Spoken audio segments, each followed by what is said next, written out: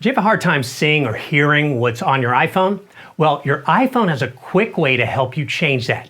I'm Kurt the CyberGuy. Follow me at CyberGuy.com, where you can sign up for my newsletter. Built into your iPhone is a shortcut called the iPhone Accessibility Assistant that asks a series of questions about your needs and recommends customized settings based on your answers.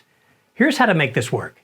First, swipe down on the top of your phone screen and search Shortcuts. Open the Shortcuts app and navigate to your gallery in the bottom right of your screen.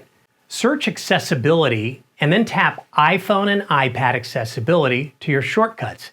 Then tap Add Shortcut. Navigate to your shortcuts by tapping the icon on the bottom left of your screen and choose iPhone and iPad Accessibility.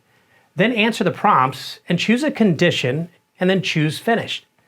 Your iPhone's going to then create a note with recommendations for how to customize your iPhone and make it a lot more user-friendly. Are you getting my newsletter? Just click the little red button at cyberguy.com.